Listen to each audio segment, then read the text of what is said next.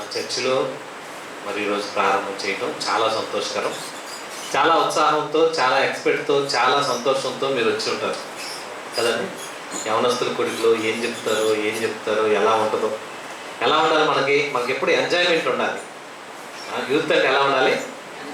మామూలుగా పక్కన వాళ్ళు ఏదైనా చేశారనుకోండి, అటు ఇటు చూసి రెండు చేతులు అడ్డ పెట్టుకో నడుపుతాం. అంటే ఆనందం. డీజే పెట్టాలి, సౌండ్ సిస్టమ్ పెట్టాలి, ఏదైనా పెడితే మనకి ఎక్కలేని ఆనందం, ఎగురులు, కేకలు, గొడవలు, ఇక అల్లరికి అద్దే ఉండదు.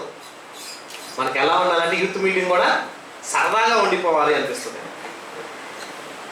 అల్లరితో కూడిన ఆటపాటలు దేవుని సందులో పనికిరావని బైబిల్ చెప్తుంది. బైబిల్ ఏం చెప్పిందంటే మనమేమో ఎంజాయ్మెంట్ కావాలని కోరుకుంటున్నాం. దేవుడు ఏమంటున్నాడు? అల్లరి వద్దు నాన్న, అల్లరితో కూడిన ఆటపాటలు మనకొద్దు. మనం ఎలా ఉండాలి? సౌమ్యంగా, ప్రశాంతంగా ఉండాలి. కానీ మనకెలా ఉండాలి? ఎగరాలి, గంతులేయాలి, ఉత్సాహంగా ఉండాలి, పాటలు పాడాలి. ఏదన్నా సినిమా పాటలు పెట్టి ఎగరముంటే ఎలా ఉంటుందని మనకి చాలామంది యవనస్తులు ఇంట్లో టీవీలో సినిమా పాటలు పెట్టుకొని గట్టిగా తలుపులు వేసుకొని ఎంజాయ్మెంట్గా ఎగురుతూ ఉంటారు. వాళ్ళకి వచ్చిన డ్యాన్స్ ఏదన్నా రాని సరదాగా గడపాలి అని అనుకుంటారు. ఈ సరదా ఎలా ఉంటుంది? సందడిగా ఉంటుంది. ఈ సందడి జీవితాన్ని మనం కొనసాగించుకోవాలని ఆనందంతో ఉంటాం. యవనస్తులు ఎలా ఉండాలి? ఈరోజు మన పాఠం అది. యవనస్తులు ఎలా ఉండాలి అనగానే మనం ఏమనుకుంటాం అంటే హ్యాపీగా ఉండాలి అనుకుంటాం, సంతోషంగా ఉండాలంటాం, ఎగిరి గంతులేయాలనుకుంటాం. దీన్ని మనం యవనస్తుల కోరికలో టీన్ ఏజ్ అంటారు. ఏ ఏజ్ ఇది? ఇంతకీ ఏ టీన్ ఇది? 13 ప్రారంభం. యవనస్తుల ప్రారంభం ఎప్పుడుంది? 13 అనగానే ఎన్ని సంవత్సరం? 13వ సంవత్సరం. ఇక దీని ఎండింగ్ అనగానే ఎప్పుడు? 19 ఎండింగ్ అయిపోయింది. 13 నుంచి 19 వరకు ఫుల్ ఎంజాయ్మెంట్. మనకి ఎలా ఉండాలంటే సందడే. ఆ సందడి ఉంటేనే అక్కడ ఉంటాం, లేకపోతే ఉండం. అయితే యవనస్తుడు అనేది 13తో ప్రారంభమై మినిమం 30 నుంచి 40 వరకు యవనస్తులుగానే బైబిల్లో లెక్క కట్టాడు దేవుడు. 40 సంవత్సరాల వరకు యవనస్తులే.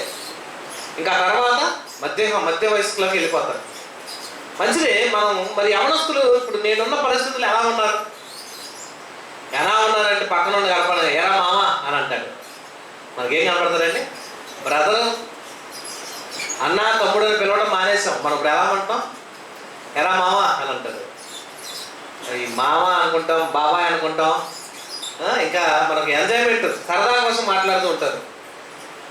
ఈ కబుర్లు చెప్పుకుంటూ సరదాగా ఉంటూ మరి హ్యాపీగా నడిపే వాళ్ళు ఎవరైనా దొరికితే అప్పుడు మనకు ఎలా ఉంటుందంటే వాటితో సహవాసం చేయాలనుకుంటారు. కానీ ఎవరైనా వచ్చి దేవుని వాక్యం చెప్తాను, దేవుని మాటలు వినందంటే కిందకి పై చూస్తారు. బయలుదేరాడంటే పెద్ద భక్తుడు, ప్రార్థనకి వెళ్తున్నాడంట. ఈ వయసులో బైబిల్ పట్టుకొని ప్రార్థనకు రావాలంటే మనకు ఎలా ఉంటుందండి?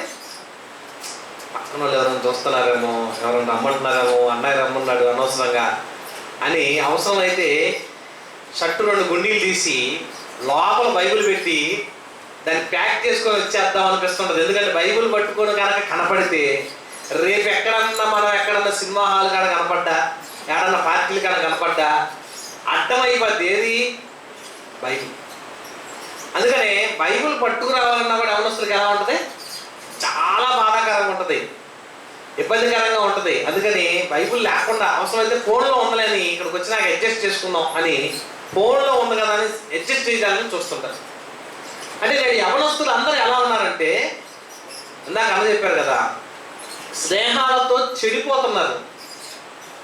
దుష్ట సాంగత్యం మంచి నడవడిని చెడిపోతుంది. అందుకే ఒక సామెత వాడతారు, పూసే గాడిద వచ్చి మేసే గాడిదని జరగొట్టిందంట. 2 గాడిదలు ఆల్రెడీ 2 ఏంటయ్యి? 2 గాడిదలే. ఈ గాడిదలో పూసే గాడిద వచ్చి మేసే గాడిదని జరగొట్టినాను. కనీసం ఇది తింటుంది, అదేమో పోస్తుంది, తర్వాత తిన్నావాళ్ళ అని చెప్పి లాక్కెళ్ళిపోయింది. స్నేహం కూడా ఎలా ఉంటుందంటే అర్ధరాత్రులైనా స్నేహం మీద ఎన్నోండి గొప్ప సినిమాలు తీశారు.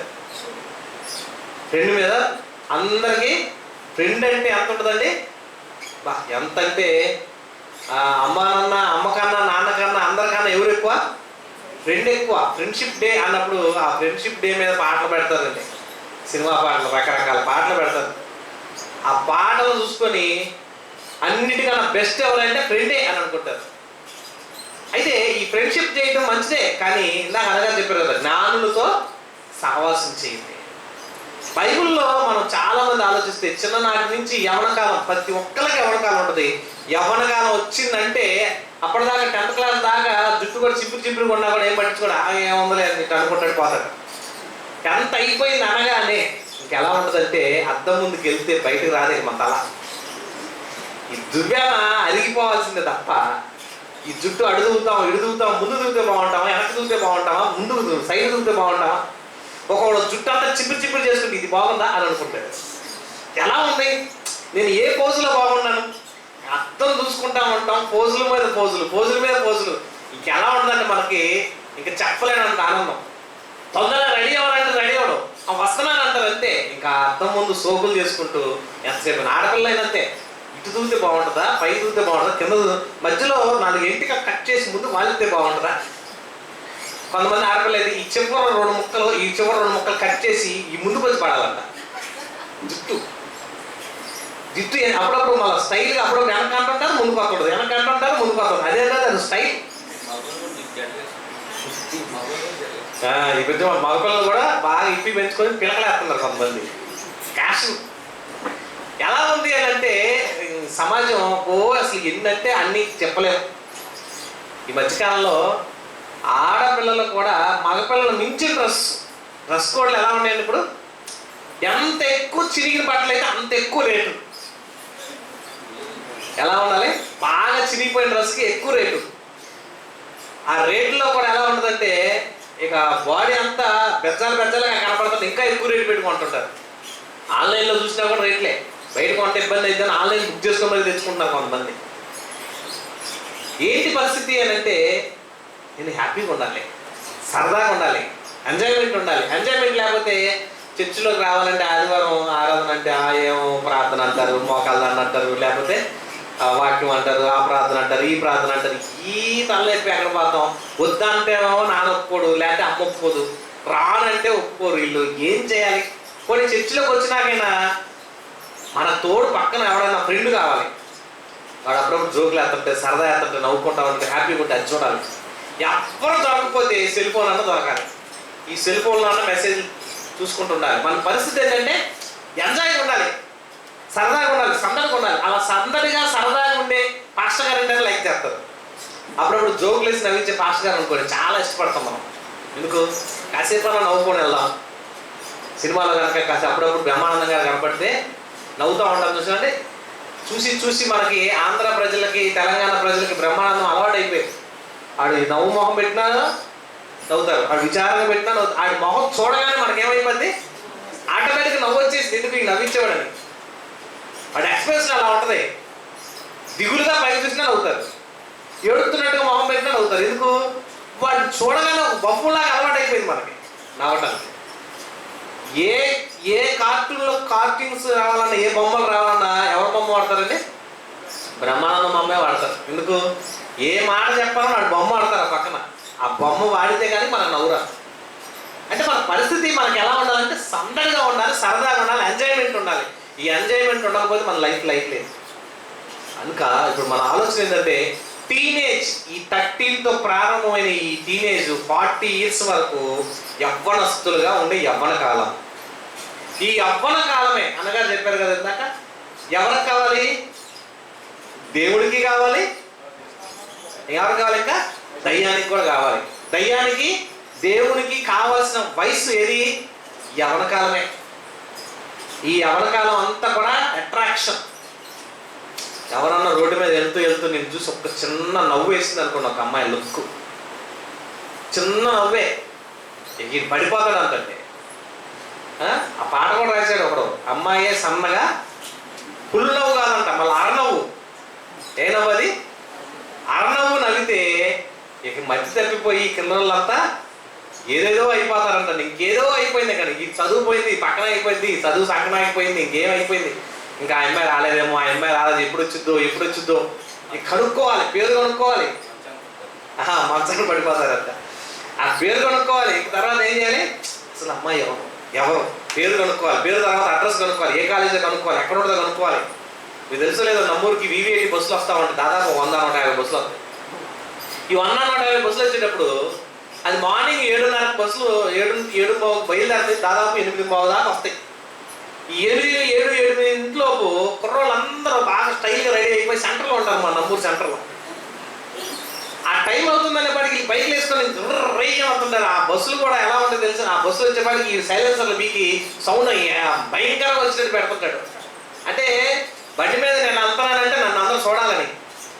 ఈ ఆడపిల్లలు కూడా ఏం చేస్తారు తెలుసా, ఎవడు బాగా పోగిరిగా ఉంటాడు, ఎవడు బాగా చిప్పిలు చుట్టేసుకుంటాడు, ఎవడు బాగా అక్కడక్కడ బెజ్జాలు వేసుకొని బట్టలు వేసుకుంటాడు, ఎవడు బాగా బుల్లెట్ కిందకి కానీ లేకపోతే బైక్ కిందకి పైకి ఉంచుతూ బస్సు సందుల్లో కూడా దూరం వెళ్తుంటాడు. బస్సు 10 బస్సులు వెళ్తుంటే ఈ మధ్యలో బస్సులో కూడా ఇటు దూరుతాడు, అడు దూరుతాడు, రైగా వెళ్తాడు. ఆయన ఎగిరేగి చూస్తుంటారు, పోయినోడు భలే తాగుతున్నాడు బండి. చూసారండి ట్రెండ్ అదేంటంటే ట్రెండ్, ఎంజాయ్మెంట్, సరదా. ఈ సరదాకి అట్రాక్షన్ అయిపోయి మాక అసలు వాడిని చూడాలి, మళ్ళీ రేపు వస్తాడో రాడు అని. ఇవాళ వచ్చినోడు మళ్ళీ రేపు కనపడితే మళ్ళా చూస్తారండి. వాడు కనుక వీళ్ళు మనం చూశారు అన్నాడంటే ఇంక వాడు ఆగడండి. రేపు సైలెన్సర్ కాదు కదా, మొత్తం 2-3 బళ్ళు వేసుకుని తిరుగుతాడు వాడు అమ్మటే. అట్లాంటి పరిస్థితి కారణం ఏంటంటే మనం చూడాలి, అట్రాక్షన్. మనం ఎలా ఉండాలి. ఇంకా అప్పటి నుంచి స్టైల్ మారిపోయింది అంటారు, నడక మారిపోయింది అంటారు. మనకి ఏం మారిపోయింది, స్టైల్ మారిపోయిందంట, నడక మారిపోయింది, ప్రవర్తన మారిపోయింది, ఆలోచనలు మారిపోయింది. ఎందుకు యవనస్తులం అయిపోతున్నాం. బ్యాక్ స్టైల్గా ఉండాలి. మనం బ్యాగ్ తీసుకెళ్ళాలనుకోండి, బ్యాగ్ స్టైల్గా ఉండాలి. తినేటప్పుడు తిండి కూడా స్టైల్గా ఉండాలి. ఇంత లోపల ఆఫీస్కి వస్తుంటే అమ్మో దున్నపోదులా తింటుంది అంటారేమోనని ఆడపిల్ల అయితే ఇంత బాక్సే తీసుకెళ్తుంటారు. అందులో ఏం బట్టి తల్లి అని లేదు, అది స్టైల్. ఎంత తక్కువ తింటే అంత స్టైల్.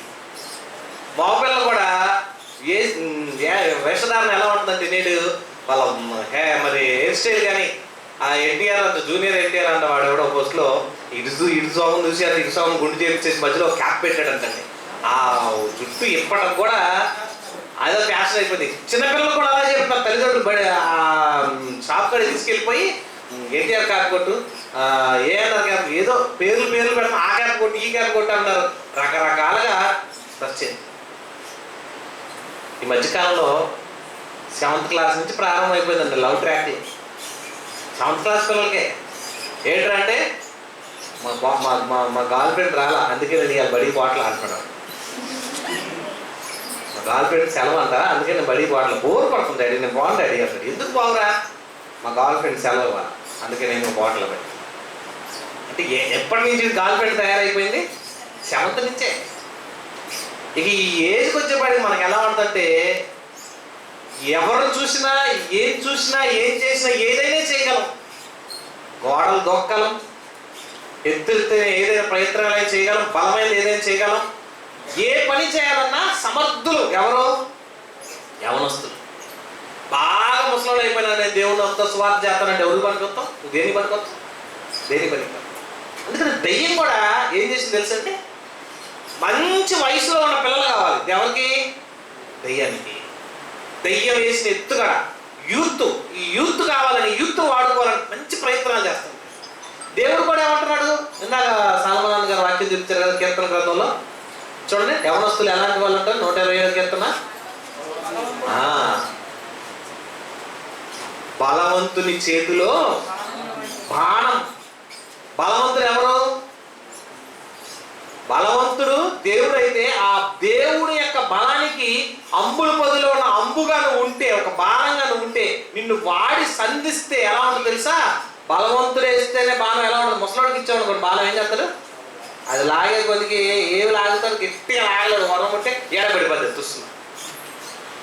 అదే బలవంతుడు లాగితే ఇల్లు ఎక్కిపెట్టి బలంగా లాగితే వెళ్ళాలనుకున్న గమ్యస్థానానికి చేరి ఎదుటివాడు గుండెలు చీల్చుకొని అవతలకి వెళ్ళిపోతుంది. ఆ ఫోర్స్ అలా ఉంటుంది. ఇప్పుడు మీరు కూడా ఎలాంటి వాళ్ళు, దేవుడికి ఉపయోగపడే ఫోర్స్ నెంబర్ 1 ఫోర్స్లో ఉన్నారు మీరు. ఇది చెయ్యాలి అనుకుంటే దేవుడి కోసం అది చేయగలరు, ఇది కావాలనుకుంటే అది చేసేయగలరు. కనుక మనల్ని ఏమన్నాడంటే దేవుడు, బలవంతుని చేతిలో బాణం. బాణంగా ఉన్నామని అంటే ఈ బాణం ఎవరి కొరకు, ఈ బాణం ఎవరిది, ఈ అస్త్రం ఎవరికి అంటే దేవుని చేతిలో బాణాలుగా మనం ఉండాలనుకుంటున్నాడు. మరి టీనేజ్ అంత అవసరమా? యవన కాలం అంత అవసరమా? నిజంగా ఈ వయసులో మనం ఏం చేస్తామో తెలియదు. దీన్ని ఏమంటారంటే ఉడుకు రక్తం అంటారంటే. ఏ రక్తం ఇది? ఉరకలు వేసే ఉడుకు రక్తం. ఉడుకు రక్తం అంటే ఇంకేముందండి, ఇక మనం మనకంటే ముందు మన బాడీలోనే మంచి హుషారుగా ఉంటాం, మంచి బలంగా ఉంటాం. బ్లడ్ ఆ సర్క్యులేషన్స్ అంతా కూడా, సెల్స్ అంతా కూడా నువ్వు కావాలను ఏదైనా ఎవరైనా నేను చూస్తున్నారు గోడ గుద్దేరా అన్నది గుద్దేస్తాడు, గోడ పగిలిపోవాలి పడిపోవాలంటాడు. అప్పుడప్పుడు ఏదైనా పోటీలు పెట్టినప్పుడు ఇటుకాయలు పగల కొట్టేస్తుంటాడు, కొబ్బరికాయలు పోవాలంటే మోసంతో పాల్పడుతూ ఉంటాడు, ఏళ్ళతో పాల్పడుతుంటారు, విన్యాసాలు చేస్తుంటారు. గొప్పగా ఉండాలి, గొప్ప చూడాలి అని. అంటే 10 మంది నేను చూస్తున్నారంటే గొప్పగా ఉంటారు. ఈ స్టైలు నడక మారిపోయే రోజులు ఇవి. కానీ దేవుడిలో ఎలా ఉండాలో తెలుసా? దేవుడు కూడా ఏమన్నా తెలుసా? నీ నడక, నీ ప్రవర్తన, నీ ఆలోచన సరిదిద్దాలంటే ఏముండాలి? నిన్ను సరిచేయాలంటే, నిన్ను సరిదిద్దాలంటే ఏం చేయాలి? నీ బ్లడ్లో ఏదైనా రోగక్రిమి వచ్చింది, ఆ రోగక్రిమిని సరిదిద్దడానికి ఎక్కడ తీసుకెళ్తారు? ఈ బ్లడ్ని మైక్రోస్కోప్ దగ్గర తీసుకెళ్తారు. దాని దగ్గర తీసుకెళ్ళి ఆ బ్లడ్లో ఏ సెల్స్ ఉన్నాయో, ఏ ప్రాబ్లమ్స్ ఉన్నాయో ఆ బ్లడ్ టెస్ట్కి తీసుకెళ్తే ఆ టెస్ట్లో బయటపడుతుంది ఏముందని. మనలో కూడా దేవుడు శుద్ధి చేయాలంటే, మనలో కూడా సరిదిద్దాలంటే, మనలో కూడా సరిచేయాలంటే దేవుడు మనలో కూడా ఒక మైక్రోస్కోప్ దగ్గర తీసుకెళ్ళమన్నాడు. ఆ మైక్రోస్కోప్ ఏముందో తెలుసా? వాక్యమే. బైబుల్ దగ్గర తీసుకొస్తే, వాక్యం దగ్గర తీసుకొస్తే మనల్ని సరిదిద్దంటుంది. చూడండి, కీర్తన గ్రంథం 119వ కీర్తన 9వ వచనంలో మాట అంటున్నాడు. యవనస్తులు అంటే ఎలా ఉన్నారు? ఎంత భయంకరులు. ఒక వీడియో క్లిప్ వేస్తాడండి. ఏదో తెలుసండి, నువ్వేంటి ముందు సిగరెట్ తాగేది, మేము కూడా తాగుతామని. ఆడపిల్లలు ఇప్పుడు ఎలా ఉన్నారు తెలుసండి? అసలు వాళ్ళు సిగరెట్ తాగుతున్నారు స్టైల్గా. చూడండి ఆ క్లిప్ అయినా ఎంత స్టైల్గా ఉన్నారు.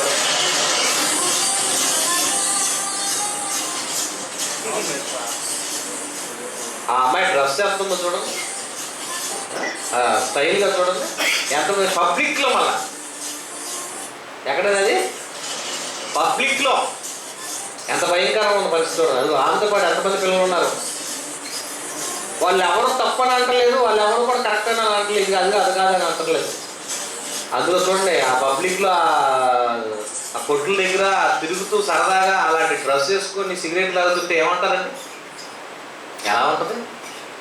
ఇంకా వీళ్ళు చూసిన ఆడపిల్లలు అక్కడే తాగింది, మేము స్కూల్లో తాగుతామని కొంతమంది ఆడపిల్లలు చూడండి, వాళ్ళు ఎలా తాగుతున్నారు.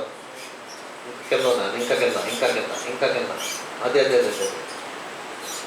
చూడండి. చూసారా మీరు సరదా?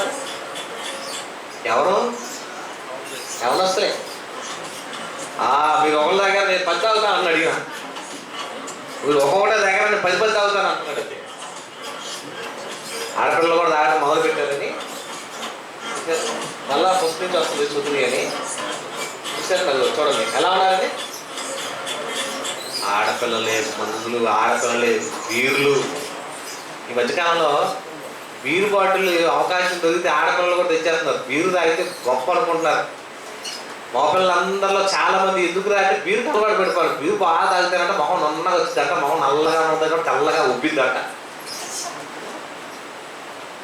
బీరు అంత గొప్పదా అనుకుంటున్నారు. బీరు తాగితే ఏమైందంటే మొహం ఉబ్బిద్దంట, బాగా నన్నగా ఉంటుందంట. బీరు తాగితే ఏమైతే తెలుసా? ఆ ఆల్కహాల్స్ అది బాడీ లోపలికి వెళ్ళిపోతే ఆర్గాన్స్ అన్నీ కూడా చెడిపోతాయండి. తెలియక మనం ఏమనుకున్నాం, ఎలాగైనా బీరు తాగాలి. ఈ మధ్యకాలంలో ఫ్రెండ్షిప్ అంతా ఎలా అయింది, చెడిపోయినట్టుగా ఉన్న చూడండి. అది ఆ ఆల్కహాల్ తాగుతున్నట్టు చూడండి, అది చూడండి. అది లోపలికి వెళ్ళిపోయే కొద్దికి ఏమైందండి, మనం సరదాగా ఉంటుంది, అది మొహం ఉబ్బిద్ది అనుకుంటే లోపలంతా కూడా చెడగొట్టేస్తుంది అంతా. అది లోపలికి వెళ్ళే కొద్దికి నీ బాడీలో తినకూడని ఆహారం దేవుడు బైబిల్లో చెప్పాడు కదండి. ఆహారం కాని దాని కొరకు మీ రోకలు ఖర్చు పెడతారన్నట్టు తినకూడని ఆహారం, స్మోకింగ్ చేసినా, భయంకరమైనటువంటి తాగినా నీ శరీరాన్ని చెడగొట్టేస్తుంది. చూడండి అది కొన్ని సిగరెట్ తాగుతున్నాడు అతను, తాగుతుంటే ఎలా ఉంటుంది? పైకి ఏదో సరదా అంటండి, సరదా కోసం మొదలుపెట్టిన సిగరెట్ ఏమైంది వ్యసనంగా మారిపోద్ది. అది లేకుండా బతకలేని పరిస్థితి వస్తాయి. అది తాగి ఏమవుతుందంటే నీకు అన్న అక్కడ ఉన్న చూడండి అదంతా కూడా ఆ బాడీ తాగే కొద్ది చూడండి, అక్కడ ఉన్నటువంటి ఆర్గానిక్స్ అంతా పాడైపోతూ, ఆ లివర్ పాడైపోద్ది అక్కడ చూడండి. అవంతా కూడా మనం అనుకుంటాం ఏదో గొప్ప అనుకుంటారు, మీకు తెలియకుండా మీ లోపల ఉన్న అవయవాలన్నీ చెడిపోతాయండి, చెడిపోతాయి. సహవాసం ఎలా ఉంటుంది? సహవాసం చెడగొట్టేదాన్ని తీసుకెళ్తుంది, చెడ్డ సహవాసాన్ని తీసుకెళ్తుంది, చెడు అలవాటు తీసుకెళ్ళిపోతుంది, చెడ్డ అలవాటులోకి నిన్ను నడిపేస్తుంది, నాశనానికి తీసుకెళ్ళిపోతుంది. చాలు అంటే మనం ఏమనుకున్నాం, మరి మనం ఎలా శుద్ధిపడాలి, మనం ఎలా బాగు చేయాలి, మనల్ని ఎవరు బాగు చేస్తారు, మనం ఎలా బాగుపడాలి? నువ్వు బాగుపడాలంటే నీకున్న దేవుడు ఇచ్చిన స్కానింగ్ ఎక్కడుందో తెలుసా? ఆ స్కానింగ్ మిషనే బైబిల్. బైబిల్ ఏమన్నాడు చూడండి, 119వ కీర్తన 9వ వచనం చదివితే ఒక మంచి మాట అంటున్నాడు. 119వ కీర్తన 9వ వచనం, యవ్వనస్తులు దేని చేత తమ నడతను శుద్ధి చేసుకుందురు? దేని బట్టి అంటే నీ వాక్యమును బట్టి దానిని జాగ్రత్తగా చూసుకోవడం చేతనే కదా. నీ ప్రవర్తన బాగుండాలంటే ఏముండాలి? నీతో వాక్యం ఉండాలి. వాక్యం ఉంటే ఏముండదు? రే సిగరెట్లు ఎందుకు రేపు తీసే, దేవుడు వాక్యం ఏంటంటే దేవుడు వాక్యం నీతో మాట్లాడితే ఏమని? తప్పు నాన్న, ఇది చేయొద్దు, ఇలా ఉండొద్దు. దేవుడు నమ్మిన వ్యక్తి స్పెషల్గా కనపడాలి 10 మందిలో. దేవుడు నమ్మిన వ్యక్తి ఎలా కనపడాలి? స్పెషల్గా కనపడాలి. స్పెషల్గా అంటే ఏంటి? అందరిలాగా పోకిరి బట్టలు ఉండవు, అందరిలాగా చెడ్డ మాటలు ఉండవు, అందరిలాగా అరే ఒరే బాబాయ్ ఏరా మామ అనే మాటలు ఉండవు, సందర్శనలుగా మాట్లాడాలి, సరదాగా ఉండాలి కాదు. నిన్ను దేవుడు చూస్తున్నాడు. అప్పుడు కెమెరా చేస్తుంటారు, ఒకటి దొంగతనం చేద్దాం బాగానే ఇలా దిగగానే పైన కెమెరా కనపడుతుంది. కెమెరా చూసి రేపెట్టి బాబు నీ నమస్కారం దండం పెడతానని ఆ వస్తువు అక్కడ పెట్టి వెళ్ళిపోతాడు. ఎవరు చూస్తున్నారని? కెమెరా కనపడుతున్నారని. ఇప్పుడు నీకు ఒక కెమెరా పెట్టాడు దేవుడు. ఎవరు పెట్టారు నీకు? నిజంగా కెమెరా ఉందా మనకి? ఎక్కడుందో కెమెరా చూద్దారా? సామెతల గ్రంథం 16వ అధ్యాయం చూడండి ఏమన్నాడు? సామెతల గ్రంథం 16వ అధ్యాయము. మనకు కూడా దేవుడు కెమెరా బిగించాడండి. ఎలాంటి కెమెరా పెట్టాడు తెలుసా?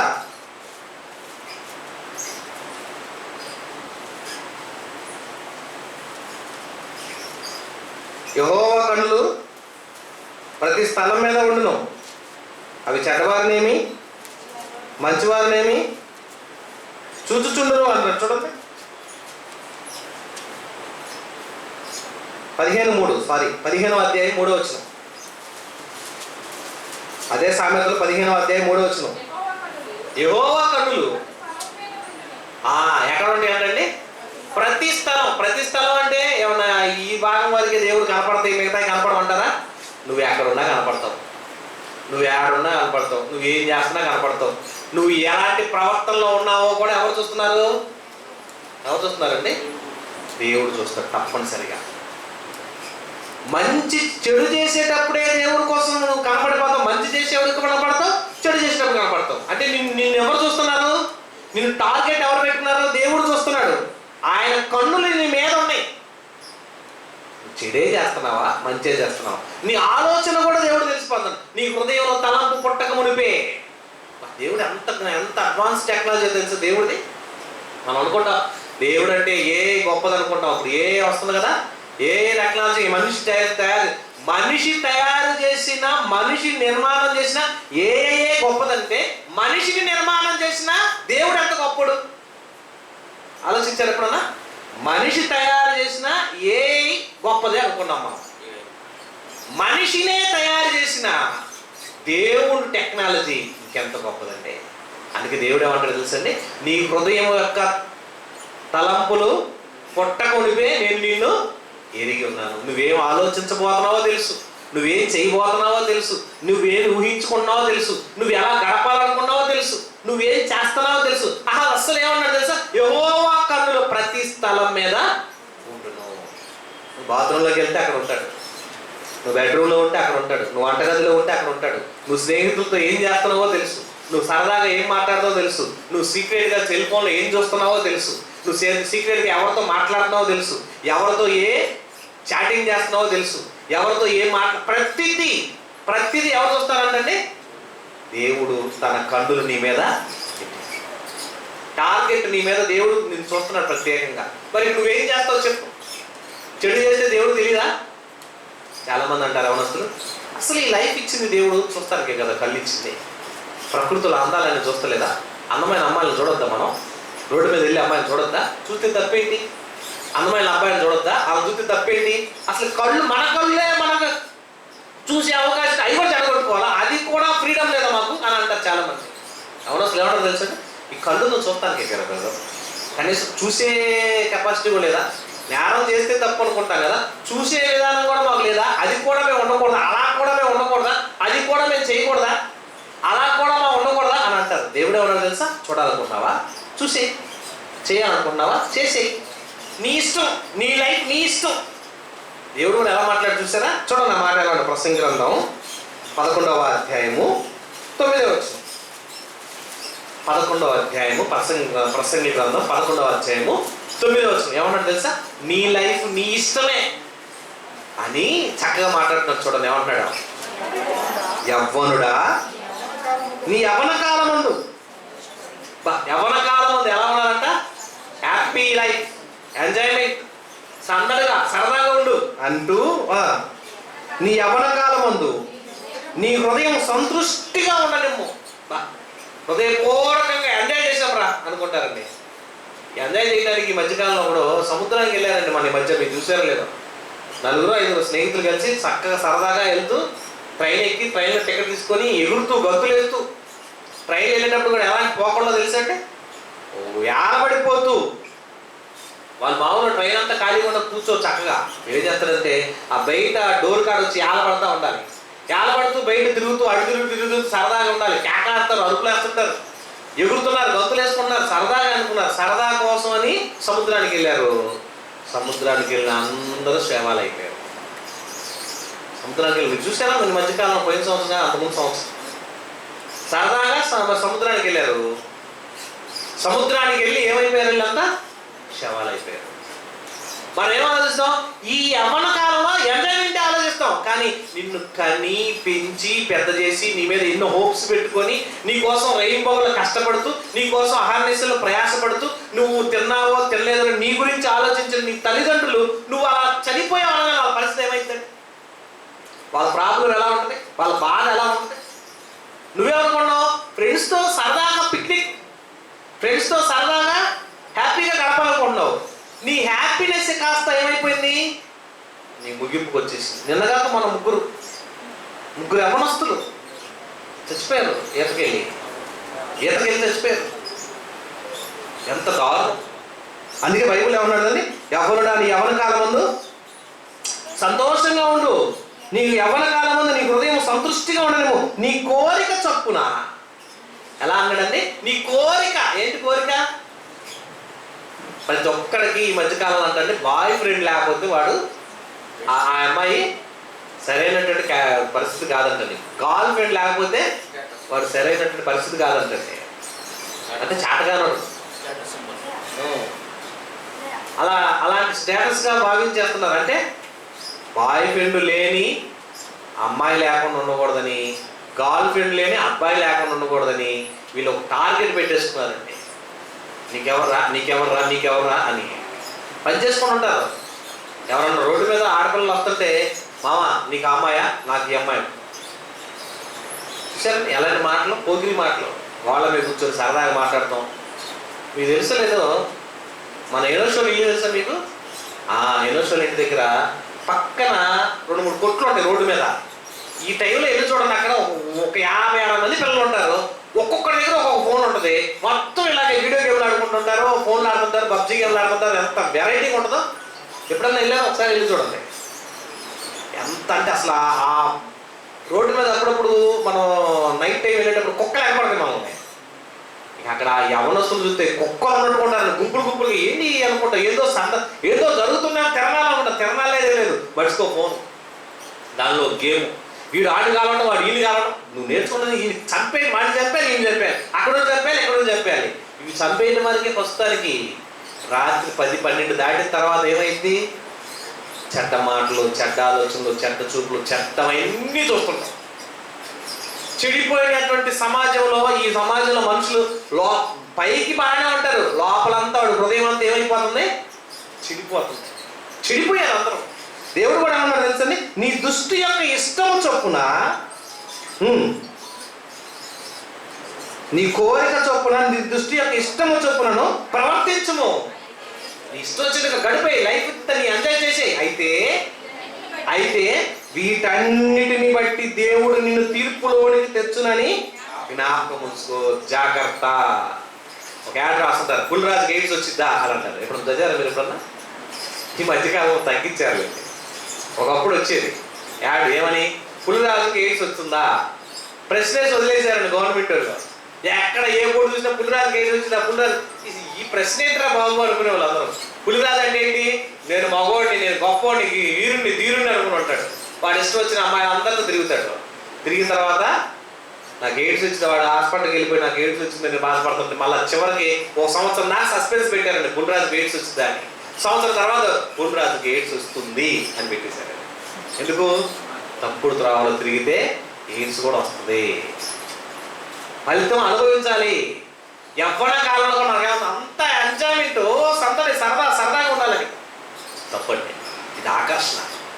ఈ ఆలోచనలు ఈ వయసులో వచ్చే పోకడలు ఎలా ఉంటాయంటే ఏదైనా చెయ్యాలి, ఏదైనా అనుభవించాలి, ఏదేదో చెయ్యాలి. తల్లిదండ్రులు నిర్వహించిన పెళ్లి చేసుకునే వాళ్ళు ఎంతమంది ఉన్నారు చెప్పండి? అమ్మ నాన్న చూసారు సంబంధం, పెళ్లి చేసుకునే వాళ్ళు ఎవరున్నా?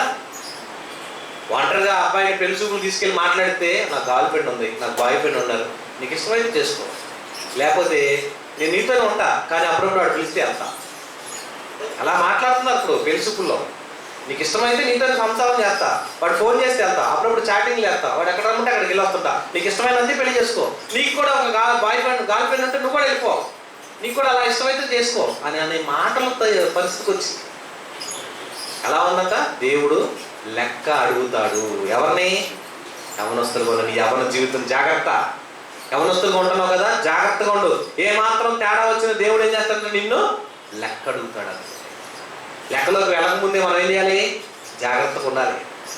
నువ్వు అక్కడ ఉంది పట్టుకుంటే ఏమైంది?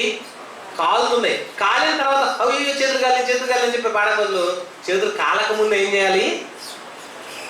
జ్ఞాని అనేవాడు అంటే ఏం చేస్తాడు తెలుసండి? జ్ఞాని అనేవాడు ఎదుటివాడు ప్రమాదంలో పడ్డప్పుడు వాడు ప్రమాదంలో పడ్డాడని వాడిని చూసి నేర్చుకుంటాడు. వాడిని చూసి నేర్చుకున్న వాడు ఏమవుతాడు? జ్ఞాని అవుతాడు. ఇంకా గొప్పవాడు ఎవరవుతుందో తెలుసండి? అనుభవం ముందుగానే వచ్చే ప్రమాదాన్ని ఎంక్వైరీ చేసి ఆలోచన చేసి తప్పించుకున్నవాడు యోధుడు అవుతాడు అంటాడు, యోగ్యుడు అవుతాడు అంటాడు.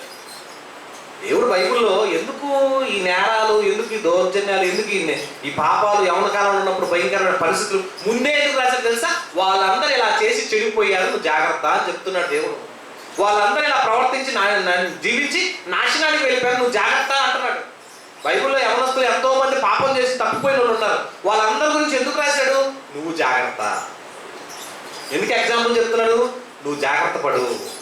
యోసేపు ఎలా ఉన్నాడు? జాగ్రత్త పడ్డాడు. సంసోను ఎలా ఉన్నాడు? పతనం అయిపోయాడు. దావీదు ఏం చేశాడు? నేరారోపణలోకి వెళ్ళిపోయాడు. సొలొమోను ఏం చేశాడు? విగ్రహారాధనలోకి వెళ్ళిపోయాడు. నువ్వు జాగ్రత్త. ఎవరి కాలం నువ్వు ఎలా ఉండాలి? జాగ్రత్త కోసమే దేవుడు నీకు ముందుగా చెబుతున్న ఈ మాటలు. ఈ టీనేజ్లో ఎవడైతే ఈ జీవిత కాలాన్ని సరిదిద్దుకుంటాడో, సరి చేసుకుంటాడో వాడు లైఫ్ లాస్ట్ వరకు హ్యాపీగా ఉంటుందండి. ఈ టీనేజ్లో ఎవడైతే వాడి జీవితాన్ని చెడగొట్టుకుంటాడో వాడు నాశనానికి వెళ్ళిపోతాడు. 16 ఏళ్ళ వయసులో ఏమంటుందో తెలుసండి? కనపడ్డ అమ్మాయినల్లా ప్రేమించాలనుకుంటాడు. ఈ అమ్మాయి బాగుంటుంది, ఈ అమ్మాయి బాగుంటుంది. కనపడ్డ అమ్మాయి అందరూ బాగానే ఉంటారు. బాగున్న అమ్మాయిలా ప్రేమిస్తే బాగుండేమో, నాతో మాట్లాడితే బాగుండేమో అనుకుంటాడు. అమ్మాయిలు కూడా ఈ అబ్బాయి బాగున్నాడు, ఈ అబ్బాయి బాగున్నాడు, ఈ అబ్బాయి బాగున్నాడు అనిపిస్తుంది. ఎందుకు? ఆ వయసు అలాంటిది. లేదండి, తప్పది. ఎందుకంటే అట్రాక్షన్, శరీరంలో వచ్చే హార్మోన్స్ ప్రభావం వలన తప్పుడు కోరికలు, ఆలోచనలు మనలో వస్తున్నప్పుడు దాన్ని ఏం చేయాలి తెలుసండి? దేవా, నీ సన్నిధిలో నేను నిన్ను పవిత్రంగా ఉండాలనుకుంటున్నాను, నాకు ఏది అవసరం నీకు తెలుసుగా తండ్రి, నాకు ఏది ఇవ్వాలో నీకు తెలుసుగా తండ్రి, నీకు నచ్చిన విధంగా నన్ను నడిపించు తండ్రి అని దేవుడిని అడిగే మంచి మనసు నీకు ఉందనుకోండి, దెయ్యానికి ఓటేయవు. ఎవరికి ఓటేసినట్టు? దేవుడిని గెలిపిస్తావు. దేవుణ్ణి గెలిపించే వయసు నీది ఇప్పుడు. దెయ్యాన్ని గెలిపించే వయసు కూడా ఇప్పుడే. ఇప్పుడు ఉన్నటువంటి చెడిపోయిన సమాజాన్ని మీరు చూస్తే ఎలా ఉన్నారు తెలుసండి? రాత్రి 12 గంటలకు ఎన్నో టపాకాయలు మోగుతున్నాయి రోడ్ల మీద. ఎందుకు? ఎవడో పుట్టినరోజు. అమ్మా నాన్న దగ్గర పుట్టినరోజు చేసుకోవడం మానేశారు. పుట్టినరోజులన్నీ అడ్డ రోడ్ల మీద. ఎక్కడ చేసుకున్నాడు మనం? మెయిన్ రోడ్ల మీద, హైవే రోడ్ల మీద. పోలీసులు ఎక్కడ పడతానే పారిపోయే టైం. పోలీసు ఎవడరా మీరు ఎక్కడ కేకలేసి అరెస్ట్ వేసి పోలీసులు కేకలేస్తుంటే ఆ టైంలో టపాకాయలు పెలుస్తూ కేక్ కట్ చేస్తూ వాడు మొహం కేక్ రాస్తూ కోడిగుడ్లతో వాడు తలంతా పగలగొట్టి చూసారండి. ఆ వీడియో చాలా బాగుంటుంది మీకు. కోడిగుడ్లతో ఏం చేస్తారండి, వాడు అట్ట 2 అట్లు నిండా కోడిగుడ్లు తెస్తున్నారు, వాడు మొహం నిండా కొట్టేస్తారు, వాడు మొహం నిండా కేక్ పూసేస్తున్నారు, వాడు సందడిగా చేసి గందరగోళం చేసి కేకలేసి అదుపులేస్తే అది సందడి, అది పండగ. ఆ తర్వాత ఒక బిర్యానీ ప్యాకెట్, బీర్ బాటిల్, దాంతోపాటు థమ్సప్, వాటర్ మానేస్తారు. సందడి, సరదా, ఇంకా ఎంజాయ్మెంట్. దీంట్లో పార్టీ అంటే ఏంటి? Beer bottle, biryani packet. ఇలా అయిపోయింది యవనస్తుల పరిస్థితి. కానీ దేవుడు ఏమన్నా తెలుసా? నీకు ఇష్టం వచ్చినట్టుగా బ్రతుకు, నీ ఇష్టం వచ్చినట్టుగా జీవించు, కానీ దేవుడు నిన్ను లెక్కడుగుతాడు. చివరిగా ముగించుకున్నాం, ఒక మాట చూసుకున్నాం. ఏమన్నట్టు చూద్దాం. ఎందుకంటే ఈ యవ్వన కాలం అంట దేవుని కాడి ఎవడైతే మోస్తాడో, దేవా నీ కోసం నేను ఉంటాను అనేవాడు ఎవడైతే ఉంటాడో వాడు ధన్యుడండి. విలాపవాక్యములు 3వ అధ్యాయము 27వ వచనం చూడండి. ఈ విలాపవాక్యములు 3వ అధ్యాయము 27వ వచనం.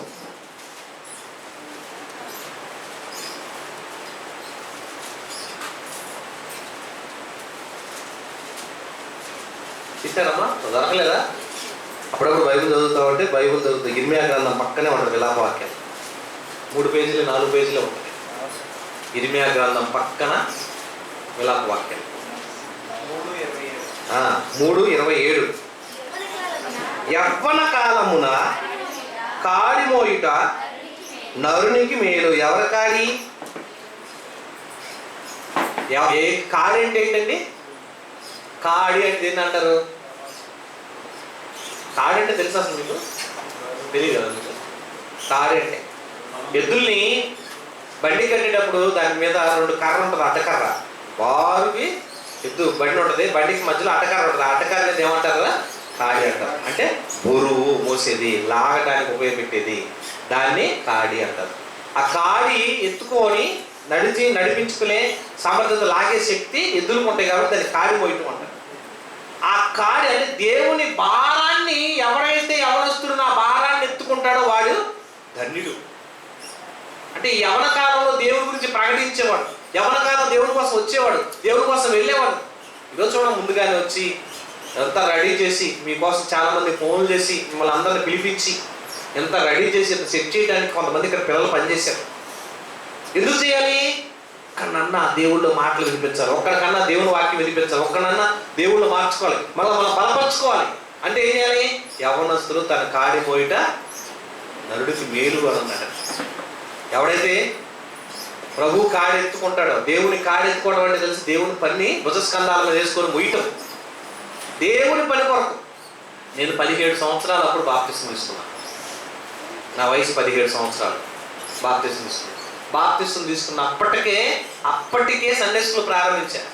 1996 97లో బాప్తిస్మం తీసుకున్నాను. 96లో ఫిబ్రవరి నెల 27, 28 2 రోజులు సండే స్కూల్ ట్రైనింగ్కి వెళ్ళాను. మార్చి 1వ తారీఖు ఆదివారం వచ్చినప్పుడు ఆ 1వ తారీఖు ఆదివారంతో ప్రారంభించే సండే స్కూల్ 20 సంవత్సరాలు సండే స్కూల్ నడిపించింది. నాకు స్నేహితులు లేరు, ఎవరు ఫ్రెండ్షిప్ ఎవరు లేరు. అందరు ఎవరో తెలుసండి, వీడు ఎవరితో కలవడేంటి అంటారు. నా ఫ్రెండ్ ఎవరు? యేసుప్రభువే. బైబిల్లో నేను నిజమైన స్నేహితుడిని అని అంటాడు. ఎవరైనా? యేసుక్రీస్తు నిజమైన స్నేహితుడు అంటాడు. ఎవరు స్నేహితుడు అంటే ఏం చేయాలి? ప్రాణం ఇచ్చేవాడుగా ఉండాలి. నా కొరకు ప్రాణం పెట్టింది ఎవరు? యేసుప్రభు. ఇక నాకు స్నేహితులు అంటే ఎవరున్నారు? హలో అంటే హలో, బాయ్ అంటే బాయే. ఇక నువ్వు రారా ఇక్కడికి వెళ్దామంటే కుదరదు. నాకు మీటింగ్ ఉంది వెళ్ళిపోతాను, నాకు ప్రార్థన ఉంది వెళ్ళిపోతాను, నాకు దేవుడి పని ఉంది వెళ్ళిపోతాను. వీరు అంతా కలవడరు అనుకునేవారు. ఊళ్ళో అంటే ఒకరోజు సర్వే పెట్టుకున్నారంట, నాకు తెలియదు కదా. సర్వే పెట్టుకున్నారంటే ఏమని? ఎవడెవడో ఏం చేస్తాడు అని సర్వే పెట్టుకున్నారు. ఈ సర్వేలో వీడు తాగుతాడు, వీడు తిరుగుతాడు, వీడు అల్లరి చేస్తాడు, వీడు గొడవ చేస్తాడు, అందరికీ అన్ని మార్కులు వేసుకుంది. నా దగ్గరికి వచ్చేవాడికి మేము మార్కులు వేసాను లేవు వాళ్ళకి. వీడు బయటికి రాడు, వీడు ఎవరితో తిరగడు, వీడు తాగడు, వీడు అది చేయడు, ఇది చేయడు, అన్నీ అయిపోయింది. వేస్తుంటే ఈ ఎప్పుడు చూసినా పనికి వెళ్తాడు, ప్రార్థనకి వెళ్తాడు, పనికి వెళ్తాడు, ప్రార్థనకి వెళ్తాడు, అదే పని. నెలకు 30 రోజులు పని చేసేవాడు ప్రార్థన రానప్పుడు. ఇప్పుడు నెల ఎప్పుడైతే ప్రార్థనకు వచ్చాను మొదలు పెట్టానో నెలలో ప్రతి ఆదివారం సండే స్కూల్. అది కూడా ఒక్క సండే స్కూల్ కాదండి, నాతో పాటు 5 సండే స్కూల్ ఆదివారం. 5 పిల్లలను తయారు చేసి ఒక్కొక్కరికి ఒక్కొక్క సండే స్కూల్ అప్పచెప్పి ఒక్కొక్కరు ఒక చోట పంపిస్తే వాళ్ళలో తయారైన వాళ్ళే ఇవాళ దేవుళ్ళు నిలబడ్డారు. అంటే ఎవరి కాలం ముందు మనం ఏం చేయాలి? దేవుని కాడి మోయాలి, దేవుని కొరకు బ్రతకాలి, సమర్పించుకోవాలి. చర్చికి వెళ్ళేవాడు ఊళ్ళో ఎంతమంది బైబిల్ పట్టుకుని అందరినీ ఎవరు ఏమనేవాళ్ళు కాదు. మీరు ఎప్పుడైనా నేను హెల్మెట్ లేకుండా బండి ప్రయాణం చేయడం చూసారా? నాకు తెలిసి నాకే గుర్తుండదు, ఎప్పుడు తక్కువ, ఎప్పుడో నా హెల్మెట్ కనపడకపోతేనే వచ్చినాము. అలవాటు. బైబిల్ లేకుండా ప్రార్థనకు వచ్చింది లైఫ్లు మీకు ఉంటాయేమో, కానీ బైబిల్ లేకుండా ప్రార్థన రాలేదు. బైబిల్ లేకుండా మనం ఎలాగైతే ప్రార్థనకు రాకూడదో, హెల్మెట్ లేకుండా ప్రయాణం చేయడం ఎంత నేరమో, బైబిల్ లేకుండా ప్రార్థన రావడం కూడా అంతే నేరం. బైబిల్ తీసుకోవడం అంత అవసరమా? 17 సంవత్సరాల వయసులో బాప్తిసం తీసుకొని దేవుని సందులో వెళుతూ నడుస్తుంటే నేను వెళ్ళిన తర్వాత మా చెల్లి మారింది. 16 ఏళ్ళప్పుడు బాప్తిసం తీసుకుంది. మా అమ్మ మారింది, మా నాన్న మారారు. అంటే నామకార్థంగా ఉన్నారు అప్పటి వరకు. దేవుళ్ళు నా కుటుంబాన్ని రక్షించుకున్నా, నా కుటుంబం తర్వాత నా బంధువులను రక్షించుకున్నా. నా బంధువులు అనేక మందికి బాప్తిసాలు ఇచ్చారు. ఇప్పుడు దాదాపు 200 మంది పైగానే బాప్తిసాలు ఇచ్చారు. అసలు వాళ్ళు తలుచుకుంటే వాళ్ళు గుర్తురారు, నాకు పేర్లు గుర్తుండవు. ఎవరైనా ఆయన కనపడప్పుడు అన్న నేను నీకు బాప్తిసం ఇస్తున్నాను, సరే నాన్న మంచిది. ఎందుకు? దేవుళ్ళో మనం వయసులో యవ్వన కాలం ముందు దేవుని పనిని భారంగా మోస్తుంటే, నేను ప్రారంభించినప్పుడు సండే స్కూల్కి వెళ్తుంటే చుట్టుపక్కల సైకిల్ వేసుకొని ఊరు తిరిగి వెళ్ళేవాడిని. సండే స్కూల్ ప్రయాణం కాస్త సంఘంకి వచ్చింది. ఈ సంఘం నుంచి ఇంకో సంఘానికి తీసుకెళ్ళి వాక్యం చెప్తున్నారు. ఆ తర్వాత సుందరరావు గారు పరిచయం అయ్యారు. వాక్యం వినే కొద్దికి దేవుని వాక్యం కనపడింది, వాక్యం బాగుందని వినిపించింది. వాక్యం నేర్చుకున్న తర్వాత ఏమైంది తెలుసా? ఇక ఆ తర్వాత దేవుని పరిచర్లో ఎగ్జామ్ రాయడం ప్రారంభించారు. ఎగ్జామ్స్తో పాటు దేవుని పరిచర్య సంఘం నడిపించుకుంటూ వచ్చారు. సంఘంతో పాటు పరిచర్యలో జరిగిస్తుండగా ఆ తర్వాత కోఆర్డినేటర్గా సంఘాన్ని మనమే స్థాపించేసి నంబూరులో కోఆర్డినేటర్గా వచ్చింది. కోఆర్డినేటర్గా కాస్త వైస్ ప్రిన్సిపల్ స్థాయికి వచ్చింది. ప్రిన్సిపల్ స్థాయి కాస్త ప్రిన్సిపల్ స్థాయికి వచ్చింది. అంటే ఇన్ని మెట్లు, ఇన్ని స్టెప్పులు మనం ఎక్కుతూ రావడానికి టైం పట్టింది. కానీ నువ్వు దేవుళ్ళో ఉంటే నిన్ను నిలబెట్టుకోవడం ఎవరు చేసుకుంటారు? నీకేది అవసరమో నువ్వు అడగకుండానే నీకు తెలుసు. నీ ఏ తల్లిదండ్రులు ఇవ్వాలో తెలిసే ఆ తల్లిదండ్రులు ఇచ్చాడు. ఏ కుటుంబంలో నువ్వు పుట్టాలో ఆ కుటుంబంలో ఉంచాడు. ఏ భార్యను నీకు ఇవ్వాలో నీ కోసం ఎతికేది ఎవరు? దేవుడు ఎత్తుకుతాడండి. మీరు ఎత్తుక్కోకండి. మీ భార్యను మీరు ఎతక్కండి, మీ భర్తలు మీరు ఎత్తుక్కోమాకండి. దేవుడు ఎత్తుకుతాడు. దేవుడు ఎతికి ఈ అమ్మాయిని నీ కోసం ఇచ్చాను, ఈ అబ్బాయిని నీ కోసం ఇచ్చాను. నువ్వు యవ్వన కాలంలో ఎటువంటి అట్రాక్షన్కి ఆకర్షణ పడమని అమ్మాయి నవ్విందని వెళ్ళావనుకో, తర్వాత ఏమైంది?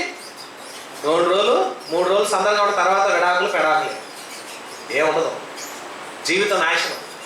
దేవుడు కనుక ఇచ్చిన బహుమతి కనుక నీకు ఇచ్చాడు అనుకోండి, ఆ గిఫ్ట్ ఎలా ఉంటుంది తెలుసా? గుణవతి అయిన భార్య దొరుకుట అరుదు. ఆ గుణవతిని ఏరుకొచ్చి దేవుడు నీకు ఇస్తాడు. నేను మీలాంటి మీ స్థాయిలో నుంచి వచ్చినట్టుగా నేను కూడా అలాగే ఎన్నో కోరికలు, ఎన్నో ఆలోచనప్పుడు దేవుడితో ప్రార్థించాను. దేవా, నా జీవితం ఎలా ముడిపెట్టాలనుకున్నావో, ఎవరు నాకు ఇవ్వాలనుకున్నావో, ఏ స్త్రీ అయితే నాకు వస్తుందో ఆమె ప్రార్థన చేసేదై ఉండాలి, దేవుడిని నమ్మిందై ఉండాలి, దేవుని కోసం బ్రతికేదై ఉండాలి, నాతో పాటు వాక్యం చెప్పేదే ఉండాలి, నాతో పాటు పరిచయంలోకి వచ్చేదై ఉండాలి అని అనుకున్నాను. నాకు ముందే ఒక ఆమెతో పెళ్లి చేయాలనుకున్నారు మా బంధువులు. వాళ్ళని దేవుడు తొలగించేసాడు. ఇప్పుడున్న అంజలకం దేవుడు ఏర్పాటు చేయడానికి ఆమె దేవుడిని తెలియదు. ఆమె నిర్ధారణ చేద్దాం అన్నప్పుడు ఆమె తీసుకొచ్చి మన 2004లో సెమినార్ జరిగింది గుంటూరులో. ఆ గుంటూరులో మీటింగ్ తీసుకొచ్చి ఆమె పెట్టి, ఆమె ప్రార్థన తెలియదు, ఏం తెలియదు. హిందువుల కుటుంబం నుంచి వచ్చింది. పొద్దున్న లేకపోతే ఆంజనేయ స్వామి బొమ్మలు. ఆంజనేయ పేరేంటి తెలుసా? ఆంజనేయుడి భక్తురాలు. ఆ ఆంజనేయ భక్తురాలు కాస్త బైబిల్ భక్తురాలుగా మారిపోయింది. అక్కడి నుంచి సునీల్ అని చేత అక్కడ బాప్తిసం తీసుకోవడం, గొడవపాడు కాలం దగ్గరికి వెళ్ళి వాక్యం అంతా విన్న తర్వాత సెమినార్ అయిపోయినాక గొడవపాడు కాలం దగ్గర బాప్తిసం తీసుకోవడం, ప్రార్థనకు వెళ్తాం, దేవుని సన్నిధికి వెళ్తాం. అప్పుడప్పుడు జపమాలు వెళ్ళినాయి. అక్కడ ఆ స్కూల్లో జపమాల గురించి వచ్చే అలవాటు, అది కాస్త మానేసేసి మరలా పెంతుకోస్ చర్చికి హోసన్న మినిస్ట్రీకి వెళ్ళారు. అది మానేసేసి ఇక నిదానంగా అక్కడ ఉన్న సంఘానికి అలవాటు పడి ఆ తర్వాత మ్యారేజ్ అయ్యడానికి నా దగ్గరికి వస్తే పాస్టర్ గారు ప్రార్థన చేస్తారు అన్నప్పుడు ముసుగేసుకొని బైబిల్ రాసుకొని చదివేది. పాస్టర్ గారు మరి ప్రార్థన చేయడం రాదు కదా, మరి ఏం చేయాలేమా? పాస్టర్ గారు ప్రార్థన చేయకపోతే మరి పాస్టర్ గారు భార్య గారు అంటున్నారు, పాస్టర్ గారు అంటున్నారు, నేనేం చేయాలి? మేమేం చేసి తెలుసా, ఒక కాగితం మీద ప్రార్థన రాసుకొని ముసుగు వేసుకొని ఆ ముసుగు లోపల పెట్టుకొని చదివేదంట బాగా ప్రార్థన చేసినందుకు వాళ్ళందరూ. అంటే దేవుడు నీకేది అవసరమో ఎలా అనుకుంటాడు, నీకేది చెప్పాలో దేవుడు తెలుసండి. మీరు ఎప్పుడు కూడా మీ కోరికలు మీకు ఎన్నో వస్తుంటే అన్ని పెట్టుకోవాలి మనసులో. దేవా, నా నడక, నా ప్రవర్తన, నా ఉద్దేశం అన్ని నీదే చూడమాట. చూద్దామా, ముగించేసుకుందాం. తిమోతి మొదటి పత్రిక 4వ అధ్యాయం 12వ వచనం చూడండి. దేవుడు అంటాడు, అసలు మీ లైఫ్, మీ జీవితం మీ చేతుల్లో కాదు, మీరు దేవుని చేతుల్లో పెట్టండి. దేవుడు నడిపిస్తాడండి మనల్ని. దేవుడు ఇవ్వాలనుకుంటే ఎవ్వరు ఆపలేదు.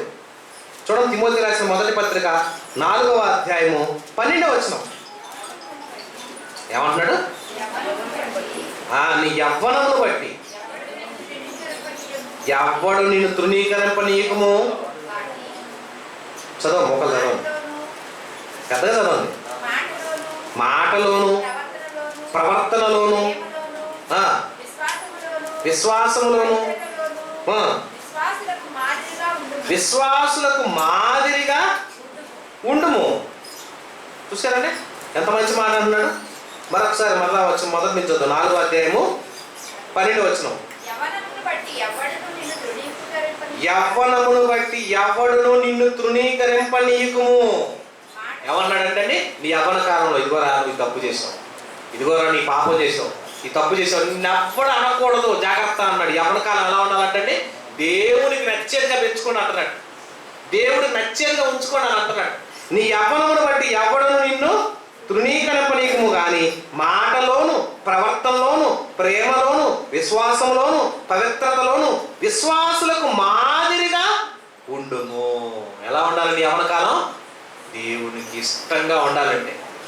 మరేమో ఎన్నుకున్నాడంటే కారణం ఏంటో తెలుసా? మరేమో తల్లిని ఎన్నుకున్నాడని అంటారు కదా. మరి కన్యమరిని ఎన్నుకున్నాడంటే మరియమ్మ గారు ఎంత పవిత్రంగా ఉందో తెలుసా? అంత పరిశుద్ధంగా దేవుడి కోసం బతికిందో తెలుసా? తప్పుడు ఆలోచన, తప్పుడు కోరికలు మన హృదయంలో కలిగినా దేవుని సన్నిధిలో క్షమాపణ కోరుకునేది క్షమ. మనం కూడా మన యవ్వన కాలంలో ఎన్నో ఆలోచనలు వస్తుంటాయి, ఎన్నో తలంపులు వచ్చేస్తుంటాయి. ఇంకెవరెవరితోనో తిరుగుతున్నట్టుగా, ఎవరెవరో మనల్ని వచ్చి దండలేసి పెళ్లి చేస్తున్నట్టుగా కూడా కళ్ళు వస్తుంటాయి. మీకు జాగ్రత్త, అవన్నీ పెట్టుకోమాకండి. అవన్నీ మనసులో పెట్టుకుంటే ఏమైపోతారో చెడిపోతారు. దేవానికి ఇష్టం వచ్చినట్టు నన్ను చేయాలి. నా లైఫ్ మీ చేతుల్లో ఉంది. మీ చేతిలో నా జీవితాన్ని పెడితే ఏం చేస్తాడు? బహుగా ఆశీర్వదిస్తాడు. 5 రొట్టెలు 2 చేపలు ఓ పిల్లవాడి దగ్గర ఉన్నాయి. ఆ పిల్లవాడి దగ్గరికి వెళ్ళి ఎవరి చేతిలో పెట్టాడు? యేసు ప్రభు చేతిలో పెట్టాడు. పిల్లవాడి దగ్గర ఉన్నంతసేపు 5 రొట్టెలు 2 చేపలు ఎలా ఉన్నాయి? 5 రొట్టెలుగానే ఉన్నాయి, 2 చేపలుగానే ఉన్నాయి. అదే యేసు ప్రభు చేతిలోకి వెళ్తే ఏమైనాయి? 5,000 మందికి ఆహారంగా మారే పరిస్థితి వచ్చేసింది. నీ లైఫ్ కూడా అంతేనండి. నీ యవ్వన కాలం కూడా అంతే. నీ జీవిత కాలం కూడా నువ్వు ఎవరి చేతిలో పెట్టాలి? దేవుడి చేతిలో పెట్టండి. దేవుడు దాన్ని ఎలా మార్చుకోవాలో, ఎలా మలుచుకోవాలో, ఎలా గొప్ప చేయాలో దేవుడు ప్రణాళికలు వేస్తాడు ముందే. నువ్వు ఎక్కడ కరెక్టో అని నీ గురించిన దీర్ఘకాలము ప్రణాళిక ఎవరు వేస్తారు? దేవుడు వేస్తాడు. నువ్వేమో ఎంతవరకు చేస్తావు? అమ్మాయితో జీవితమే వేస్తావు, అబ్బాయితో జీవితమే కోరుకుంటావు. ఆ జీవితం కొద్ది కాలమే కోరుకుంటావు, కానీ లైఫ్ టైం ఎలా ఉంటుందో నీకు తెలియదు. కానీ నీ చివరి శ్వాస వరకు, నీ ముగింపు కాలం వరకు నీ జీవితాన్ని ఎలా గడిపెళ్ళాలో దేవుడు రాస్తాడు లెక్క. ఆ లెక్క ఆయన చేతుల్లో పెట్టావంటే నేను గొప్ప చేస్తాను. అందుకని యవ్వన కాలం ఎలా ఉండాలి? నీ యవ్వన కాలం ఎవరి చేతిలో ఉండాలి? దేవుడి చేతిలో పెట్టాలి. యవ్వనస్తుడు ఎలా ఉండాలి? దేవుడి చిత్తాన్ని బట్టి నడిచేవాడుగా ఉండాలి. అది అలవాటు చేసుకోండి. ప్రతిసారి ప్రొద్దున లేవగానే ప్రార్థన చేయడం నేర్చుకున్నారా? లేవగానే మోకాళ్ళ అనేసి ప్రార్థన చేసుకోవడం నేర్చుకున్నారా? పడుకునే ముందు వాక్యం చదివి ప్రార్థన చేసుకొని పడుకోవడం నేర్చుకున్నారా? నీ స్నేహితులతో ఎవరికైనా కనపడేటప్పుడు స్లోగా మాట్లాడటం నేర్చుకున్నారా? కోపం, ఆవేశం, అమ్మ పిలుస్తాడు, ఏంటి అంత కోపం, అంత ఆవేశం, అమ్మ ఏంటమ్మా, చాలా స్మూత్గా, చాలా సున్నితంగా, చాలా చక్కగా దేవుడి వాక్యం నీలో ఉండే కొద్దికి నీళ్ళేమో తెలుసా? ప్రశాంతత, నెమ్మది, దీర్ఘశాంతము, సహనము, ఓర్పు అవన్నీ ఉంటాయండి. అదే వాక్యం నీలో లేదనుకోండి నిన్ను సాతాను వాడుకుంటాడు. అదే వాక్యం నీలో ఉందనుకోండి నిన్ను దేవుడు వాడుకుంటాడు. దేవుడు వాడుకునేవాడుగా నువ్వు ఉంటావో, దెయ్యం వాడుకునే విధంగా నువ్వు ఉంటావో దేవుడు నీ చేతిలోనే పెట్టేటింది. నీ ఇష్టం ఆయన, నువ్వు దేవుడి కోసం బ్రతుకుతావో దెయ్యం కోసం బ్రతుకుతావో నీ ఇష్టం అని అన్నాడు. అందుకు మన ప్రవర్తన ఎలా ఉండాలి? దేవుడికి ఇష్టంగా ఉండాలని చూద్దాం. మంచి నెల వచ్చే నెలలో మరిన్ని మాటలు, మంచి సందర్భాలు, మరిన్ని సంగతులు తెలుసుకున్నాం. సమయం చాలా 9:30 అయిపోయింది. మరి కళ్ళు మూసుకున్నట్టయితే ప్రార్థన చేసుకుందాం. మంచిది. మరి అందరూ కళ్ళు మూసుకుందాం, ప్రార్థన చేసుకుందాం. మహాగణుడును మహోన్నతుని తండ్రి, నీ కొందనాలు, స్తోత్రాలు దేవా. మమ్మల్ని ప్రేమించి ఆదరించి ఆశీర్వదించారు. యవనస్తుడు ఎలా ఉండాలి అనే విషయంలో కొన్ని విషయాలు ఎగ్జాంపుల్గా మేము విన్నాం. మొదటి వర్తమానంలో వాక్యాన్ని అందించినటువంటి సల్మాన్ రాజు గారిని జ్ఞాపకం చేసుకొని దుష్ట సాంగత్యం, మంచి నడవని చెడుపును అని మంచి మాటలు నీ కుమారుడు గారు అందించారు. వందనాలు. అలాగే తండ్రి, మొదటిగా కొన్ని హెచ్చరికలతో కూడిన యవనస్తులు ఉండాల్సిన విషయాలు బాలాకుమార్ గారి ద్వారా కొన్ని విషయాలు మాట్లాడారు. చాలా సంతోషం తండ్రి. అలాగే తండ్రి, మరి హెచ్చరికలతో కూడిన ఆత్మీయతతో కూడిన ఆలోచన విధానంగా కలిగించే మంచి మాటలు అందించడానికి డేవిడ్ సన్ గారి ద్వారా కొన్ని విషయాలను నీ బిడ్డలు తెలియజేశారు. చాలా సంతోషం తండ్రి. వాటిని బట్టి మీకు వందనాలు. అలాగే వెతబడిన ఈ మాటలు కూడా వ్యర్థంగా పోకుండా ఈ బిడ్డల హృదయాల్లో ఫలించి అభివృద్ధి పొందలేక ప్రతి నెల జరిగే ఈ యవనస్తుల కూడిక జయకరంగా జరిగించి అద్భుత రీతిగా ఆశ్చర్యంగా మహత్తరమైన ఎన్నో సంగతులు తెలుసుకునే అవకాశం మాకు అనుగ్రహించమని వచ్చినటువంటి ఇదిగో తండ్రి యవన కాలం ఉందని ఈ బిడ్డల విషయంలోను, ఇదిగో తండ్రి వచ్చినటువంటి దైవజనులు రమేష్ గారి విషయంలోను, పాస్టర్ గారిగా పనిచేస్తున్న ఆయన మన కుటుంబం ద్వారా ఇంకా అనేక ఆత్మలు రక్షించే విధంగా తయారు చేయమని, ఇదిగో తండ్రి వృద్ధాప్యంలోకి వెళ్ళిపోతున్నా కూడా నీ మాటలు వింటూ నీ బిడ్డలతో కలిసి ఉన్నందుకు వందనాలు తండ్రి. అలాగే దేవా, వచ్చినటువంటి ప్రతి యవనస్తుడిని వారి హృదయ ఆలోచనలు, తలంపుల్ని మీ స్వాధీనం అందించుకోమని ఈరోజు బిడ్డలందరి కోసం అల్పాహారాన్ని తయారు చేసిన సాంసర గారి కుటుంబాన్ని బట్టి, వారికి ఇచ్చిన బిడ్డలను బట్టి, తయారు చేసిన చెల్లిని కూడా జ్ఞాపకం చేసుకొని మంచి ఆహారాన్ని ఇచ్చి వారి హృదయాలను తృప్తిపరిచి బలపరచమని క్రీస్తు నామమున ప్రార్థిస్తూ వేడుకొంచున్నాము తండ్రి. తండ్రి దేవుని ప్రేమ, కుమారుడు యేసుక్రీస్తు వారి యొక్క కృప, పరిశుద్ధాత్మ దేవుని యొక్క నిత్య అన్యోన్య సహవాసము ఇప్పుడు ఎల్లప్పుడూ సదాకాలం తోడుకొని దీవించి ఆశీర్వదించి ప్రభువే మహిమ పొందును గాక. ఆమేన్.